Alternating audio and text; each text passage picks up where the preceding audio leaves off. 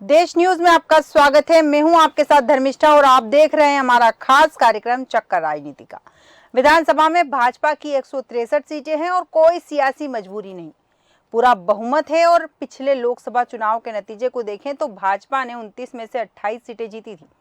इसमें 19 में से 18 अनारक्षित थी, 4 एससी और 6 एसटी सीटें शामिल हैं। यानी लोकसभा चुनाव में भी बेहतर प्रदर्शन। ऐसे में सवाल उठना लाजमी है कि जब किसी तरह की कोई राजनीतिक मजबूरी नहीं है तो भाजपा ने 2 डिप्टी सीएम का फार्मूला क्यों लागू किया। भाजपा ने ओबीसी वर्ग से आने वाले मोहन यादव को सीएम के लिए चुना है। एससी वर्ग से आने वाले जगदीश देवड़ा और ब्राह्मण वर्ग से आने वाले राजेंद्र शुक्ला डिप्टी सीएम बनाए गए। दोनों शिवराज कैबिनेट में मंत्री रह चुके हैं। जानकारों का मानना है कि भाजपा ने इसके जरिए 3 बड़े मैसेज दिए। पहला तो यह कि वो सत्ता का पावर सेंटर किसी एक व्यक्ति के पास नहीं रखना चाहती। दूसरा, इसके जरिए वह जातियों को साधना चाहती। और तीसरा, इस वर्ग से नए चेहरों को तवज्जो देकर भाजपा नई लीडरशिप तैयार करने में जुटी है। भाजपा के टारगेट पर वर्तमान में लोकसभा चुनाव भी है। इस विषय पर विस्तृत चर्चा के लिए हमारे साथ मेहमान जुड़ चुके हैं। योगेंद्र सिंह जादौन जी हमारे साथ जुड़े हैं, कांग्रेस प्रवक्ता। रीना सक्सेना जी हमारे साथ जुड़ी हैं, आप प्रवक्ता। और दिनेश निगम जी हमारे साथ जुड़े हैं, राजनीतिक विश्लेषक। आप तीनों मेहमानों का देश न्यूज में बहुत बहुत स्वागत है। सबसे पहले दिनेश निगम जी, मैं आपके पास आऊंगी। आपसे जानना चाहूंगी कि भारतीय जनता पार्टी के पास पूर्ण बहुमत है। लोकसभा की अगर बात करें तो पिछले में 28 सीटें भारतीय जनता पार्टी जीती थी, तो इस बार ऐसी क्या मजबूरी रही जो 2 डिप्टी सीएम भी लाने पड़े। देखिए, क्या है कि ये तो राजनीतिक दलों के जो हाईकमांड के लोग होते हैं जी, आपस में वो चर्चा करते हैं कि कैसे हमको समीकरण बना के रखना है। और चूंकि आजकल आज का माहौल जो है, आज का मतदाताओं में जातीयता का भी एक बड़ा वो रहता है जी, तो ये सब देख करके उन्होंने इस तरह से फार्मूला अपना बनाया होगा कि ब्राह्मण वर्ग से उन्होंने राजेंद्र शुक्ला जी और अपना दलित उसमें से उन्होंने अपना देवड़ा जी को चयन किया। वो इसलिए भी हो सकता है कि देखिए, अभी उनको लोकसभा चुनाव, सबसे बड़ी बात इनके साथ क्या है भारतीय जनता पार्टी के साथ, कि ये ठीक है कि उनको अपार बहुमत मिल गया, मध्य प्रदेश में उनकी सरकार बन गई जी, लेकिन उनका जो मेन लक्ष्य है वो है 2024 मई लोकसभा। और वो लोकसभा के लिए एन केन प्रकार वो ऐसा नहीं चाहते कि वर्ग विशेष को लेकर के या किसी समाज को लेकर के कोई समाज में किसी तरह का विद्रोह हो। बिल्कुल। और समाज ये आरोपित करने लगे कि हमारे हमारे उसको परिवार या हमारे समाज को आपने वंचित रखा प्रतिनिधि देने। तो जो प्रतिनिधि उन्होंने दिया है, जो भी प्रतिनिधि दिया है, वो ये सोच समझ के दिया है कि जैसे ओबीसी से पहले सीएम हो गया जी, इधर पिछड़ा अपना दलित से जो है देवड़ा जी हो गए, ब्राह्मण समाज से ये हो गए, ठाकुर से उन्होंने स्पीकर भी बनाया एक, आपको याद होगा, ठाकुर वर्ग से है ना, नरेंद्र सिंह तोमर को स्पीकर के रूप में अभी उन्होंने प्रस्तावित किया है। तो अपन ये मान के चले कि उन्होंने पूरे वर्ग को एक तरह से समेटने की कोशिश करी है। और वो कोशिश उनकी मात्र इसीलिए है कि उनका जो टारगेट है वो 2024 है, दिल्ली की कुर्सी बरकरार रखना है ना। तो दिल्ली के कुर्सी के लिए एन केन प्रकार जिस तरह से समीकरण बैठा के किए जा सकते हैं वो बैठाए गए और इसलिए उन्होंने इस तरह से 2 सीएम मध्य प्रदेश में बनाए। अब आप एक, जैसा कि अभी आपका प्रश्न था कि मध्य प्रदेश में बहुमत अपार था फिर भी उन्होंने ऐसा क्यों किया, तो आप ये फिर बताइए कि यही सवाल छत्तीसगढ़ के लोग भी कह सकते हैं। बिल्कुल। लेकिन वहां भी उन्होंने क्या किया, वहां भी उन्होंने समीकरण कैसा बनाया, समीकरण बनाया उन्होंने इसीलिए ताकि किसी समाज में किसी प्रकार को लेकर के कोई मतभेद उत्पन्न नहीं कर पाए या ना हो। बिल्कुल। तो ये उनका मेन जो टारगेट था उसमें वो अपना सफल हुए और अपनी रणनीति के तहत उन्होंने इस तरह से पासा फेंका है। अब देखिए 2024 में क्या होता है। मतलब साफ है कि सभी जातिगत जो मुद्दे थे सभी जातियों को बिल्कुल समेटने की कोशिश की है भारतीय जनता पार्टी ने। योगेंद्र सिंह जी, मैं आपके पास आऊंगी, आपसे जानना चाहती हूँ, जैसे कि भारतीय जनता पार्टी ने, कांग्रेस लगातार ओबीसी का मुद्दा उठा रही थी, ओबीसी आरक्षण की बात कर रही थी और जातिगत जनगणना की लगातार बात कर रही थी और खुद को ओबीसी का हितैषी भी कांग्रेस पार्टी लगातार बताती आ रही है। ऐसे में जो सीएम दिया गया है भारतीय जनता पार्टी का, मोहन यादव, जिनकी हम बात करें, ओबीसी वर्ग से आते हैं, तो क्या ओबीसी वर्ग के जितने भी मतदाता हैं उनको साधने की कवायद की है भारतीय जनता पार्टी ने? देखिए धर्मिष्ठा जी, ये भारतीय जनता पार्टी का मामला है। भारतीय जनता पार्टी ने उसके पीछे अपना क्या मकसद रखा है जी, ये उनका राजनीतिक चिंतन है। पर हाँ, यहाँ तक ये बात सही है, मैं इस बात से सहमत हूँ कि 2024 ही हर पार्टी का लक्ष्य है और 2024 में किसी भी तरह से, जहां तक मेरा मानना है, भारतीय जनता पार्टी किसी भी प्रकार की रिस्क, किसी भी प्रकार का जोखिम अब लेना नहीं चाहती है। आप देखें कि भारतीय जनता पार्टी जितने भी हिंदी राज्य है, उन तमाम हिंदी राज्यों में समाहित करते हुए 346 लगभग लोकसभा की सीटें इन्हीं क्षेत्रों से आती है और दक्षिण से और पूर्वांचल की यदि सीटों को जोड़ा जाए तो 199 करीब सीटें आती है। और जिसके भारतीय जनता पार्टी का जो प्रभावित क्षेत्र जो साउथ में था, उसमें कर्नाटक में कांग्रेस पार्टी ने अपनी सरकार बना ली है और हिमाचल प्रदेश भी उनके हाथ से पूर्वांचल से चला गया है। महाराष्ट्र में जो उनके साथी थे, जिनके गठबंधन से भी सरकार चलाते थे, वे भी उनको छोड़ के जा चुके हैं और बिहार में भी जा चुके हैं। ऐसी स्थिति में भारतीय जनता पार्टी 2024 का जो लक्ष्य लेकर चल रही है, वो निश्चित रूप से वो किसी भी प्रकार का रिस्क उसमें लेना नहीं चाहती है। जहां मध्य प्रदेश का सवाल है, मध्य प्रदेश में मोहन यादव जी को उन्होंने मुख्यमंत्री के रूप में वोट किया है और साथ में जो दो मुख्यमंत्री बनाने का प्रयास है, उसे जातीय संतुलन से ज्यादा यह समझने का प्रयास है कि मोहन यादव जी अभी नए नए मुख्यमंत्री पद पर आए हैं, उनके पास मुख्यमंत्री पद के लायक अनुभव नहीं। यह बात सही है कि वे शिवराज सिंह जी के मंत्रिमंडल में उच्च शिक्षा मंत्री और अन्य मंत्रालय के रूप में उन्होंने काम किया है और काफी लंबा उनका राजनीतिक अनुभव रहा है। जब हम लोग भारतीय राष्ट्रीय छात्र संगठन की राजनीति करते थे, तब वे अखिल भारतीय विद्यार्थी परिषद की उज्जैन में राजनीति किया करते थे, यूनिवर्सिटी में, और उनके पास एक राजनीतिक अनुभव है। लेकिन उनका मुख्यमंत्री पद के लिए वो अनुभव आज नहीं है। शिवराज सिंह जी इतने लंबे समय से लगातार मध्य प्रदेश का प्रतिनिधित्व करके प्रदेश के अंदर कार्य कर रहे थे। ऐसी स्थिति में दो उप मुख्यमंत्री चाहे उनको सहायक के रूप में उनका काम करें, यह मंशा भारतीय जनता पार्टी की नहीं होगी।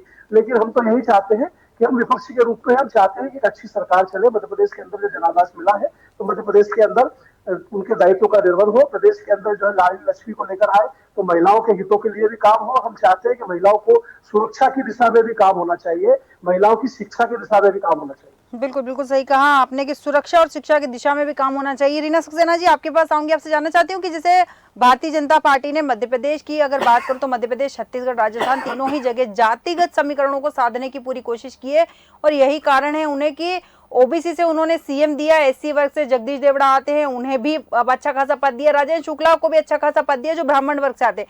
मतलब कि 2 डिप्टी सीएम और एक सीएम के साथ में उन्होंने सारे जातिगत समीकरण साधने की कोशिश की है।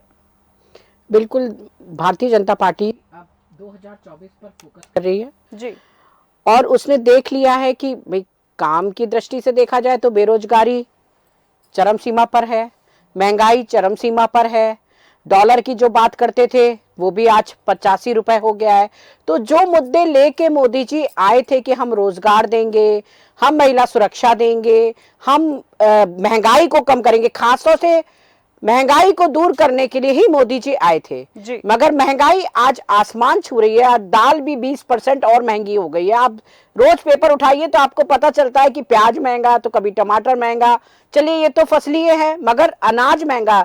जो गरीब व्यक्ति दाल और रोटी खा लिया करता था उसके लिए अब क्षेत्र से दाल चली गई है, तेल महंगा हो गया है। तो महंगाई हर क्षेत्र में भयंकर चरम सीमा छू रही है, आसमान छू रही है। बिल्कुल। तो अब उन्हें समझ में आ रहा है कि हम देश में, अब हमारे पास समय नहीं बचा है, हम बहुत ज्यादा तो कुछ कर नहीं सकते, रोजगार के लिए कोई जादू छड़ी नहीं कर सकते, महंगाई को कुछ कम करने के लिए कुछ नहीं कर सकते। तो अब उनके पास एक ही साधन बचा है, जातीय समीकरण। तो जातीय समीकरण को वो साधने की कोशिश कर रहे हैं, जिससे कि उन्होंने देखा रीवांचल से उन्होंने शुक्ला जी को आज से नहीं पहले से जीतते चले आ रहे हैं, मगर कोई तवज्जो नहीं दी गई थी। तो उससे क्या हुआ, उनको दिख रहा था कि उनका रीवांचल जो क्षेत्र है वो छूटता जा रहा था। तो इस बार उन्होंने उसको पकड़ने के लिए राजेंद्र शुक्ला जी को डिप्टी सीएम बनाया है।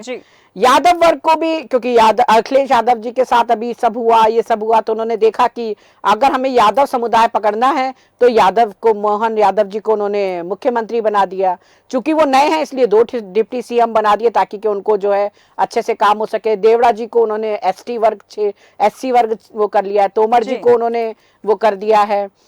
तो वो जातीय समीकरण के शायद साथ के वो इस बार 2024 में, क्योंकि अब उन्हें क्या मुद्दा चाहिए, राम मंदिर सुप्रीम कोर्ट के आदेश से बनने ही वाला है, जनवरी में उसका पूजन हो ही जाएगा, मंदिर की स्थापना हो जाएगी, तो उनके हाथ से सारे मुद्दे जा रहे हैं।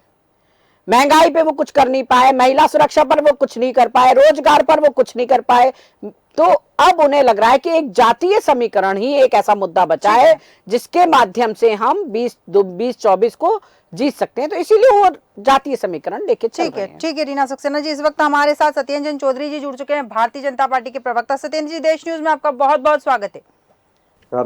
सत्येंद्र जी, आपसे जानना चाहती हूँ, जैसे कि भारतीय जनता पार्टी ने ओबीसी से मुख्यमंत्री बनाया है, एससी वर्ग से जगदीश देवड़ा जी को डिप्टी सीएम बनाया है, राजेंद्र शुक्ला जी को डिप्टी सीएम बनाया है, ब्राह्मण वर्ग से जो आते हैं, तो सभी जातिगत समीकरणों को भारतीय जनता पार्टी ने यहाँ साधने की कोशिश की है। इसका कितना लाभ भारतीय जनता पार्टी को 2024 के लोकसभा चुनाव में मिलने वाला है? देखिए, भारतीय जनता पार्टी सर्वपंथ संभाव में विश्वास करती है जी। ये आपका आकलन हो सकता है धर्मिष्ठा जी। अब देखिए, हमने एक मुख्यमंत्री राजस्थान में हमारे सवर्ण समाज से आते हैं, भजनलाल शर्मा जी हैं और पहले बार के ही विधायक हैं, और एक मुख्यमंत्री हमारे छत्तीसगढ़ में है, वो ट्राइबल समाज से आते हैं। बिल्कुल। और मध्य प्रदेश में हमारे मुख्यमंत्री हैं, ओबीसी समाज से आते हैं, डॉक्टर मोहन यादव जी। तो मैं कहता हूं कि भारतीय जनता पार्टी एकमात्र पार्टी है जो समरसता में विश्वास करती है, और जो हमारा मूल मंत्र है कि हिंदुआ सहोदरा सर्वे, माँ हिंदू पतितो भवेत, मम मंत्र समानता, मम दीक्षा धर्म रक्षा। तो देखिए, हमारे जो भाई हैं, हम सब सहोदर हैं, भाई हैं, हमारे यहाँ कोई विभेद नहीं होता। ये जब अन्यथा ही सभी लोग सनातन को गाली देते हैं, जातियों में बांटने वाला कर देते हैं। भारतीय जनता पार्टी ने उसी एकता का परिचय दिया है जी। और हम तो और अगर हम सभी को देखते हैं, सभी चाहे हमारे सभी बंधु हैं, आपने देखा होगा कि हमने अगर 45 लाख घर बना के दिए हैं तो उसमें सभी वर्ग संप्रदाय के लोग हैं जिन्होंने उनका कल्याण किया।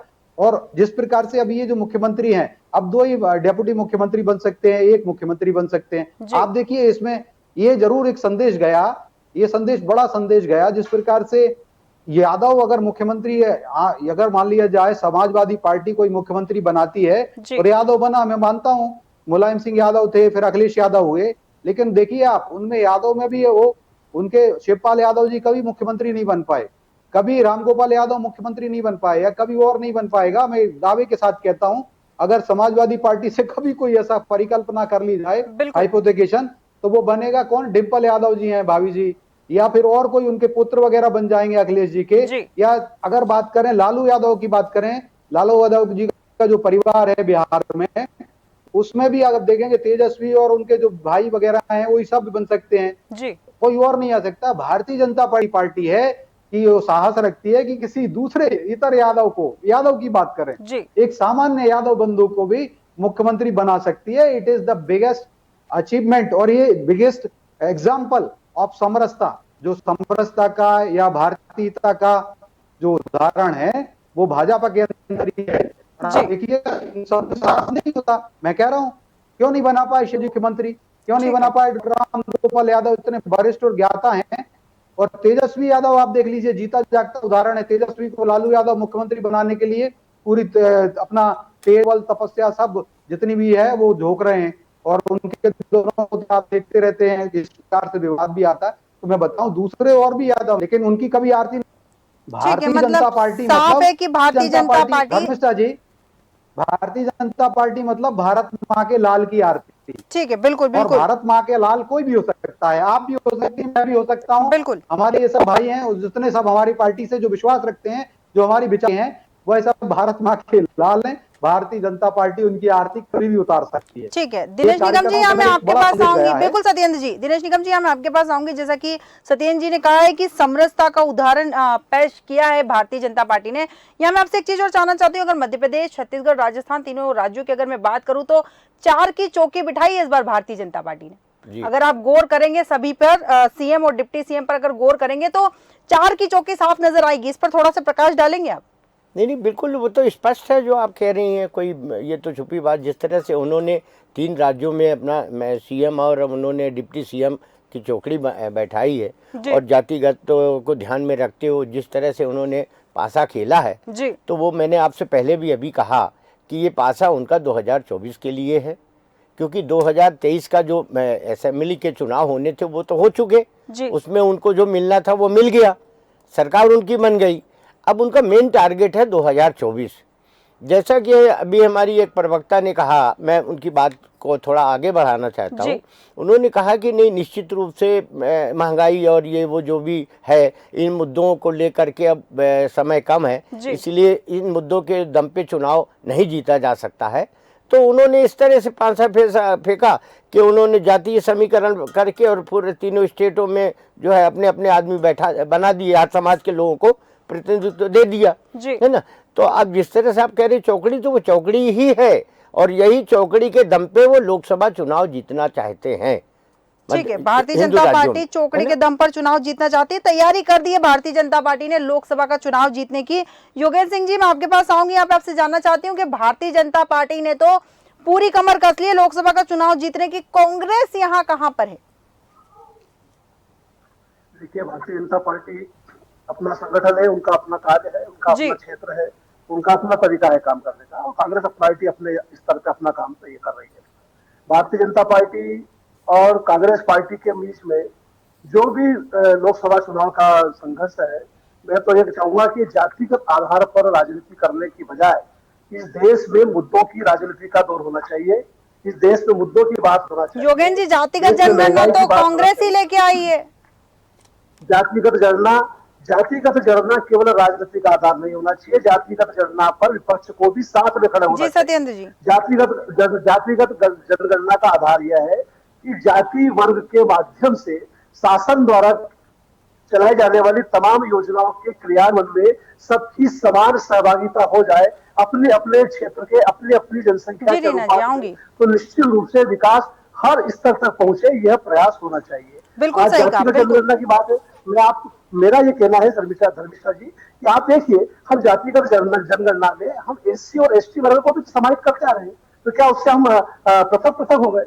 लेकिन विकास की दिशा को लेकर राजनीति में हिंदुस्तान की राजनीति का एक परिदृश्य है कि हिंदुस्तान की राजनीति में यदि विपक्ष कोई मुद्दा उठाता है तो पक्ष उसका विरोध करता है, पक्ष कोई मुद्दा उठाता है तो विपक्ष बोलता है। कुछ तथ्य, कुछ बिंदु ऐसे होते हैं जिन पर सबको सामान्य रूप से सोचकर, विचार करके, चिंतन करके ही लेना चाहिए। बिल्कुल सही कहा। भारत माता के लाल, अभी जैन साहब ने कहा, भारत माता के लाल धरती पर हिंदुस्तान में कश्मीर से कन्याकुमारी तक की परिसीमा में जो भी लोग रहते हैं, वो चाहे किसी भी धर्म, संप्रदाय, जाति, वंशा की भावना रखते हो, हिंदुस्तान का रहने वाला हर व्यक्ति इस भारत माता का लाल है और भारत माता के प्रति समर्पित है और भारत माता के लिए अपना सर्वस्व देने के लिए हमेशा तत्पर रहता है। बिल्कुल बिल्कुल बिल्कुल। यहाँ योगेंद्र जी, मैं एक चीज और जानना चाहूंगी आपसे, जैसा कि आपने कहा कि जातिगत जनगणना करवाने का जो आपने कारण बताया, तो अगर गरीबों के लिए कुछ करना है या पिछड़े हुए लोगों के लिए कुछ करना है, तो जातिगत जनगणना की आवश्यकता क्या है?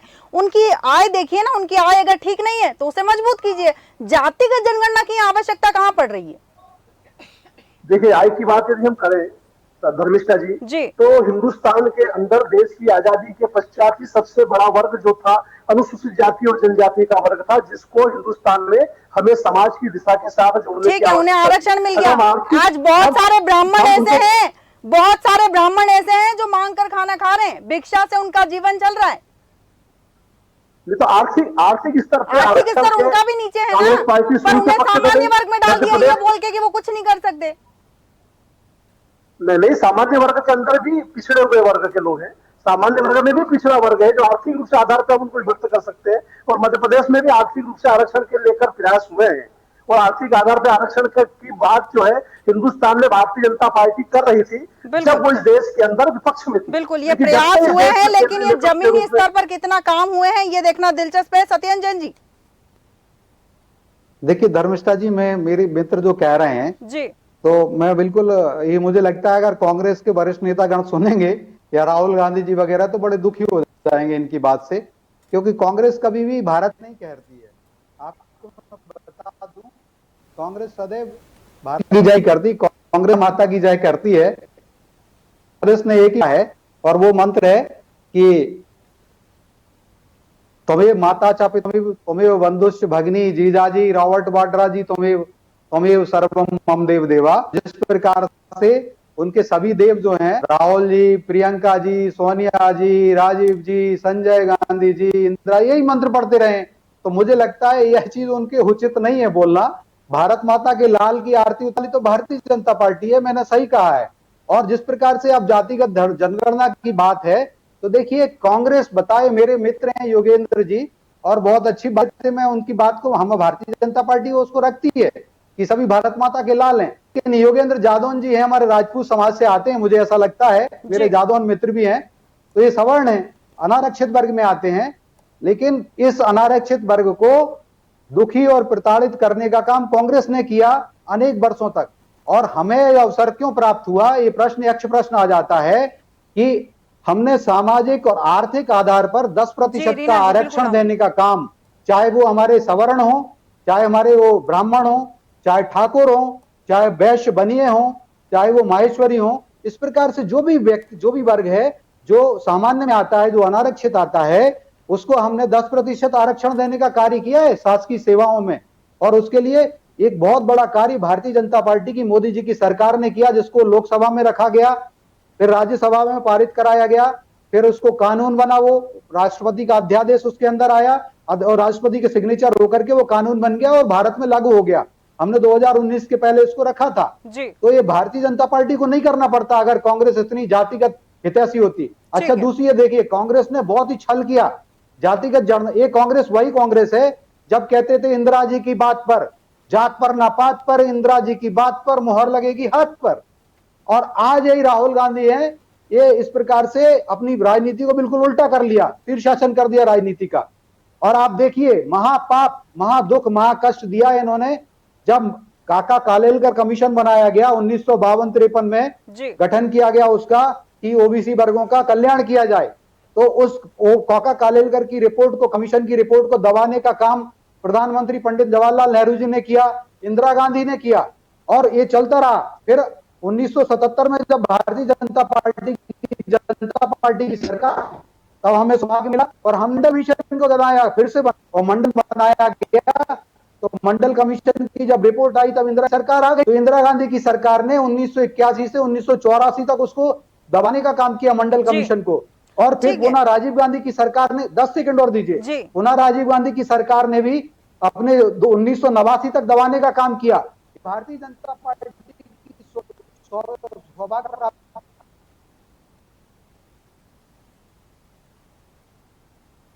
ठीक है, रीना जी आप कुछ कहना चाह रही थी? मैं कहना चाह रही थी कि भारतीय जनता पार्टी 10 साल से पूर्ण बहुमत में दिल्ली में केंद्र में सरकार है। आज ही इन्हें क्यों जातीय वो याद आ रही है? भीमराव अंबेडकर जी ने जब संविधान बनाया था, पूरी संविधान की जो वो थी प्रणाली, उसमें था कि जो हम आरक्षण दे रहे हैं वो 10 साल के लिए दे रहे हैं, क्योंकि 10 साल में उन्हें अनुभव वो था कि जाति, जो नीची जाति के लोग हैं या जो भी हैं, उनको जो है थोड़ा सा वो मिल जाएगा। मगर हुआ क्या? नहीं मिला उन्हें। उसके बाद वो निरंतर चलता चला गया, वो अवधि बढ़ती चली गई। मगर आज भी आप देखिए, जिनको आरक्षण मिलना चाहिए था उनको आज भी आरक्षण नहीं मिल रहा है। वो गरीब अगर वो तबके से हैं तो उनको आरक्षण की जो सुविधाएं मिलनी चाहिए थी वो नहीं मिल रही हैं। बिल्कुल। तो अगर भारतीय जनता पार्टी इतना ही ज्यादा आर्थिक उसको लेके चल रही थी, जैसे समरसता की बात कर रही है, तो आप तो बहुमत में बैठे थे। आपने संविधान लाके, अब वो अनुच्छेद लाके उसमें सुधार करके उसको आर्थिक आधार पर कर देना चाहिए था आरक्षण को। आपकी नियत ही नहीं थी जो आप 10 साल में ये काम कर पाते। पूर्ण बहुमत की सरकार, आपका पूरा अधिकार था और आप कर सकते थे। आज आप चैनल पे बैठकर बड़ी बड़ी बातें कर लीजिए, जनता को बहला लीजिए, मगर आर्थिक आधार आज भी आपका नहीं था। जो आपकी ये 3 राज्यों की सरकार का आपने जो निर्माण किया है ना, वो आपकी बात से अलग ही जा रहा है। आप क्या दिखाना चाह रहे हैं और आप बोल कुछ अलग ही रहे हैं। आर्थिक आधार तो आज भी आपकी नजरों में नहीं है। होता तो आपने संविधान में बदलाव ला ही दिया होता। अब आपको आपके हाथ से सारे मुद्दे छिनते नजर आ रहे हैं। सुप्रीम कोर्ट के आदेश से राम मंदिर का निर्माण हो गया, राम जी का पूजन हो जाएगा, राम जी पूजने लगेंगे, पूरी देश की जनता मंदिर में जाएगी, भूल जाएंगे कि किसने बनाया किसने नहीं बनाया। जवाब ले लीजिए। तो महंगाई का ये आलम रहा। बिल्कुल, कि महंगाई आपकी, आप सोच सकते हैं 83-85 रुपए डॉलर हो गया है। रीना जी जवाब ले लीजिए। दिन पर दिन गिरता जा रहा है। सत्येंद्र जी, तो सत्येंद्र जी जवाब का कहना है कि आप आर्थिक आधार कब लाएंगे? की जो बात कर रही है भारतीय जनता पार्टी, बहुमत में होने के बाद में भी अगर आरक्षण की वो बात करती है तो वो आर्थिक आधार पर आरक्षण लागू कर दे और मुद्दे पर बात नहीं करती है भारतीय जनता पार्टी, महंगाई पर बात नहीं करती है। आरोप है रीना सक्सेना जी का। देखिए, इन्होंने 3-4 आरोप लगाए, मैं उनका सबका जवाब देता हूं। बस धर्मिष्ठा जी कह दीजिएगा धैर्य से सुने, जैसे मैंने सुना है बिल्कुल है ना। बिल्कुल। मेरी बात ही पूरी नहीं हो पाई थी, रीना जी पहले कूद पड़ी थी। थोड़ा सा धैर्य रखें रीना दीदी। आपकी आवाज नहीं आ पा रही थी सत्येंद्र जी, आपकी आवाज नहीं आ रही थी, तो मैंने ही रीना अच्छा जी से कहा था। ठीक है, कोई बात नहीं। अच्छा ठीक है, मुझे ऐसा लगा क्योंकि जी। मुझे सुनाई नहीं दिया था। अच्छा मैं बता दूं, देखिए रीना जी ने कहा कि राम मंदिर का सुप्रीम कोर्ट से, ठीक है मैं मानता हूं राम मंदिर को सुप्रीम कोर्ट से गया, और देखिए जिस प्रकार से सभी सनातन हंता होने का, सनातन विरोधी होने में, अब देखिए इंडिया अलायंस जो है ये भी पूरा इक्वली रिस्पॉन्सिबल है। जिस प्रकार से सनातन को डेंगू और मलेरिया बताया जा रहा है, एड्स बताया जा रहा है, ये भी उसके घटक हैं। और भगवान राम सनातन के प्रतीक हैं, अभी ये कह रहे हैं। और अरविंद केजरीवाल, आप मुद्दे की बात बोलिए, सुन लीजिए। सनातन को कोई गाली नहीं दे रहा है, सनातन धर्मी हम लोग भी हैं भाई। आप कहाँ मुद्दे से भटक रहे हैं? आपसे ये पूछा गया है कि आप आर्थिक आधार पर क्यों नहीं सुधार लाए, आप वो क्यों नहीं कर रहे हैं? आप बात को बदल रहे हैं, बात की दिशा बदल रहे हैं। कौन सनातन को गाली दे रहा है? हम भी सनातनी है साहब, पूजा करते हैं सुबह से उठ के, ईश्वर का नाम सुबह उठते ही राम राम कहा जाता है। हिंदू धर्म का संस्कार है कि सुबह उठते ही राम राम कहा जाता है भाई। तो सनातन को कौन गाली देगा? कोई हिंदू गाली नहीं देगा। तो आप बात को बिगाड़े नहीं। आपसे पूछा जा रहा है जातिगत समीकरण, तो आप जातिगत समीकरण की बात कीजिए। आप सनातन पे गाली दे रहे हैं, आप इंडिया गठबंधन की बात कर रहे हैं। अरे साहब आपसे जो पूछा जा रहा है रीना जी, आर्थिक आधार पर बात कीजिए, तो आप उसका जवाब दीजिए ना। रीना जी बहुत हो गया, मुझे वर्सेस वाले में मत पड़िए। रीना जी मैं निवेदन कर रही हूँ, रीना जी मैं निवेदन कर रही हूँ। मेरी विचारधारा तो जाने दीजिए। जी सत्येंद्र जी, मैंने तो इनको बड़े धैर्य से सुना था। जी सत्येंद्र जी, ये इतनी ज्यादा ईगर बीवर क्यों हो जाती हैं, व्याकुल हो जाती हैं दीदी को बोलिए थोड़ा शांत रहें। तो आप मुद्दे पे रहे ना, आप आर्थिक आधार की बात करिए। रीना जी विनम्र निवेदन कर रही हूँ, सत्येंद्र जी की बात पूरी होने दीजिए। जी सत्येंद्र जी, देखिए इनसे कहिए जरा सुनहरे रखें, समता रखें। मैं बहुत अच्छी बात कह रहा था। अरविंद केजरीवाल कहते हैं बड़े, इनके बड़े नेता हैं, इनके माननीय पूज्य आराध्य देव हैं केजरीवाल जी, ठीक है। मैं अभी शीश महल के ऊपर नहीं जा रहा कि केजरीवाल ने शीश महल क्यों बना लिया। देखिए आप फिर इधर उधर की बात कर रहे हैं सत्येंद्र जैन जी। आपके पास आर्थिक आधार पर जवाब देने के लिए जवाब नहीं है। आपके शीर्ष नेतृत्व जो मंच से बोलते हैं भ्रष्टाचारियों को छोड़ेंगे नहीं, और सारे भ्रष्टाचारियों को पकड़ के बैठे।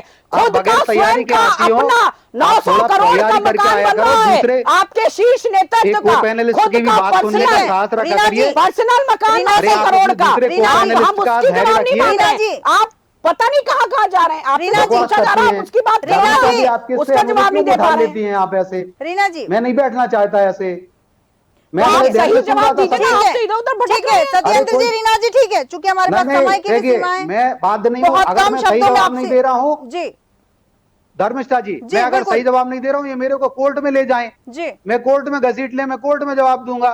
ठीक है ना। कोर्ट का काम तो आप लोग करते हैं। मैं बकवास की बात ना करें। मैंने इनको धैर्य से सुना, ये बकवास ही करती रहती हैं हर वक्त, हर डिबेट में ये कूदती हैं ऐसे ही। कहाँ कूदते हैं? आपने क्या बात की? आपसे पूछा गया।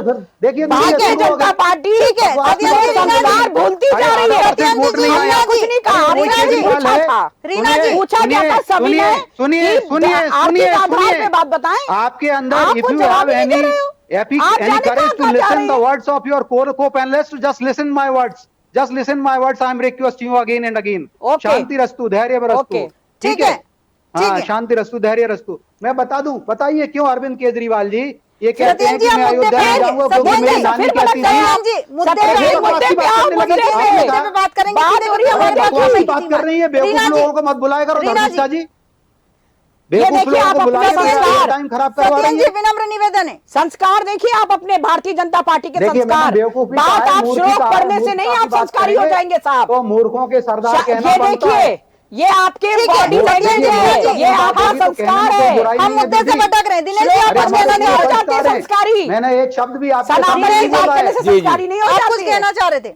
अरे मैं ये कह रहा हूँ, जिस तरह से डिबेट का जो मेन मुद्दा है, जिस तरह से प्रश्न उत्तर हो रहे हैं, कम से कम उन मुद्दों में ही बात करें अपन तो ज़्यादा अच्छा है। इधर उधर भटक करके समय बर्बाद करने का कोई मतलब नहीं है, बिल्कुल, है ना। तो मेरे सभी प्रवक्ताओं से ये आग्रह है कि जो पूछा जाए या आपकी तरफ से जो प्रश्न हो उसका उत्तर अगर समय पे आप दे सकते हो तो दे दे, नहीं तो ये घुमाव फिराव करके बातें करना ये तो फिर कोई भी हमेशा राजनीतिक दल इस्तेमाल करते हैं, ये हर मंचों में करते हैं। बिल्कुल सही कहा तो यहाँ डिबेट में तो मुद्दों पे बात हो रही तो मुद्दे पे करिए। मैंने इसलिए बीच में टोका आपको धर्मिष्ठा जी, मैं ये कहना चाहता था कि अभी हमारे एक भाजपा प्रवक्ता ने एक बात कही जी, बड़े नाम गिनाए कांग्रेस परिवार के। मैं उनसे एक निवेदन करना चाहता हूं कि वो ये भी तो बताएं कि अब उन्होंने कहा कि भारत माता के लाल नहीं है, मतलब दिशा बीन हो जाते हैं लोग, भारत माता के लाल के रूप में नहीं चलते। मैं उनसे ये कहता हूं कि राजीव गांधी की जो हत्या हुई वो किसके लिए हुई? देश के लिए हुई ना, भारत माता के लिए ही वो समर्पित हुई ना, हत्या हुई ना उनकी। इंदिरा गांधी की हत्या हुई थी तो देश के लिए ही हुई थी ना, वो देश की प्रधानमंत्री थी ना, तो वो क्या भारत माता नहीं कहा जा सकता, मतलब भारत माता के लिए समर्पण नहीं माना जा सकता? मैं कोई कांग्रेस का सपोर्ट नहीं कर रहा हूं, जो हकीकत है उस बिंदु की बात कर रहा हूं कि ऐसा नहीं है। आप ये कह सकते हैं कि इन दोनों को छोड़ करके बाकी ये परंपरा अपनाई गई, तो मैं समझ सकता हूं कि चलिए होगा इन दोनों में आपस में जो भी होगा, मैं नहीं कह सकता। लेकिन आप इंदिरा गांधी, राजीव गांधी ने जिस तरह से बलिदान दिया है, कम शब्दों में वो भारत माता के लिए ही दिया। शब्दों में अपनी बात पूरी कीजिएगा क्योंकि हमारे पास समय की सीमा है। देखिए, वरिष्ठ पत्रकार जी ने कहा, राजनीति बिल्कुल सही बात कही, और हमने भी कहा संवैधानिक पद पर है तो भारतीय जनता पार्टी, और मैं उनका बहुत आदर करता हूं, जो भी प्रधानमंत्री रहे हुए हैं, लेकिन उनके गुण धर्म पे बात होगी और 1000 साल बाद भी होगी, क्योंकि भारत के संविधान के सर्वोच्च पद पर वो बैठे हुए हैं। बिल्कुल। और वो भारत माता के लाल हैं। आप सुनिए मेरी बात, ये उसी कांग्रेस पार्टी के राहुल गांधी हैं जो राष्ट्रीय अध्यक्ष भी रहे हैं, जो अपनी भारत जोड़ो यात्रा में, मैं भारत जलाओ यात्रा ही कहता हूं उसको, या भारत तोड़ो, जॉर्ज पोनैया से मिलते हैं। जॉर्ज पोनैया ने क्या कहा था कि मैं जूते इसलिए पहनता हूं, उस संत के मिलते हैं, उससे बड़ा आदर करते हैं उसका, क्रिश्चियन संत जो है, जबकि वो जेल जा चुके हैं क्योंकि उन्होंने ये कहा था कि मैं जूते इसलिए पहनता हूं कि मैं भारत माता से मुझे अपवित्र ना कर दें। ठीक है। तो इस प्रकार के लोग जो हैं कांग्रेस के अंदर भरे पड़े हैं। वो मतलब साफ है कि दिनेश निगम जी ने जो भी कहा है, सतीश राहुल गांधी भारत माता के दिनेश लाल निगम जी ने साफ कहा है कि का राजनीतिक दल जो है, राजनीतिक दल जब जो सवाल पूछा जाता है केवल उस पर जवाब दे। हम कई बार ऐसा होता है कि चर्चा के दौरान मुद्दे से भटक जाते हैं, कई बार पुरानी बातें ले आते हैं। डिबेट का तात्पर्य होता है कि जनता कुछ सवाल पूछती है और वो प्रवक्ताओं के माध्यम से जनता तक उनके जवाब पहुंचते हैं, आपकी पार्टी के जवाब पहुंचते हैं। आप चारों मेहमानों का, सत्येंद्र जैन जी, योगेंद्र सिंह जादौन जी, रीना सक्सेना जी, दिनेश निगम जी, चारों मेहमानों का बहुत बहुत धन्यवाद हमारे साथ चर्चा में शामिल होने के लिए। मोहन यादव ओबीसी वर्ग से आते हैं और मध्य प्रदेश में ओबीसी की आबादी 52% से ज्यादा है, जबकि ब्राह्मण वर्ग विंध्य अंचल और मध्य भारत अंचल में बहुलता रखता है। इसके अलावा पूरे मालवा निमाड़ अंचल में एससी वर्ग आता है और ऐसे में भारतीय जनता पार्टी ने सभी जातियों को साधने का प्रयास किया है और ये भारतीय जनता पार्टी की 2024 लोकसभा चुनाव की तैयारी। अब देखना दिलचस्प होता है कि इस दाव का कितना असर देखने को मिलेगा। हमारे आज के खास कार्यक्रम चक्कर राजनीतिका में फिलहाल इतना ही। आप बने रहिए देश न्यूज के साथ।